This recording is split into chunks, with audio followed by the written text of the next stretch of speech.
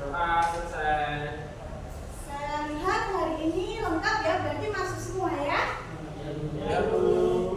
Biar kita semangat dan siap belajar. Nah ini, kemarin kan sudah diajari 1, 2, 3, 4, dan 5. Nanti kita tambah ya, kalau tepuk 1 jawabnya yes. 2, oke. 3, konsentrasi. 4, semangat. 5, siap belajar. Nanti kalau sudah disiapkan belajar, kalian harus konsentrasi dan siap belajar dengan baik. Kita mulai. Coba semua berdiri dulu.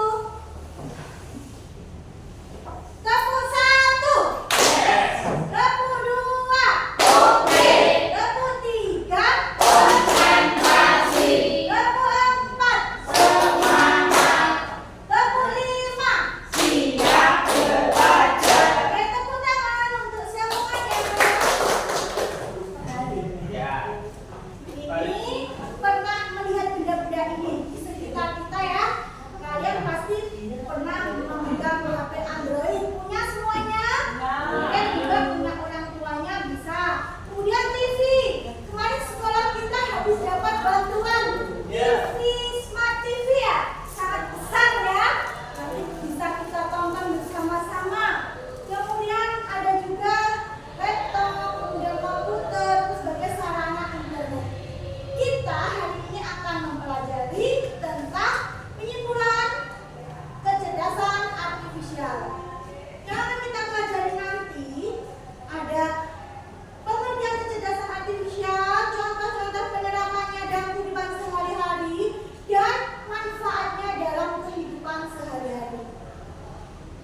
Kalian masih ingat kan kita sudah pernah mempelajari tentang kecerdasan artifisial? Ada yang masih ingat apa itu kecerdasan artifisial? Kecerdasan buatan, ada yang bilang itu ya, benar itu kecerdasan buatan. Maksudnya kecerdasan artifisial adalah program di sebuah mesin yang meniru kecerdasan manusia. Yaitu bisa menirukan, kemudian mengambil keputusan, menyediakan atau menalar. Dia bisa melakukan sesuatu seperti karakteristik manusia lainnya. Contohnya nih, di HP kita ada Google Assistant. Sudah pernah menggunakan Google Assistant? Siapa yang sudah? Nah, yang belum, coba kita praktekkan bersama ya. Sekarang kemarin saya suruh Mbak HP untuk hari ini bisa kita praktekkan bersama penggunaan Google Assistant-nya. Dibuka di Google-nya, kemudian di situ dipakai untuk Google Assistant-nya. Nah, kalian tinggal mencet apapun, nanti Google pasti akan menyediakan jawaban untuk kalian. Itu salah satu yang paling sering kita gunakan. Kemudian di YouTube juga ada. YouTube itu bisa memberikan rekomendasi musik-musik yang kita sukai. Dari mana? Karena kita sering mendengarkan musik itu. Akhirnya begitu kita buka di YouTube, musiknya sudah muncul yang sesuai dengan apa yang kita sukai. Itulah contoh-contoh penggunaan kecerdasan artifisial. Ini di sini ada Google Assistant, ada kemudian Siri, ChatGPT, Gemini AI, dan masih banyak lagi.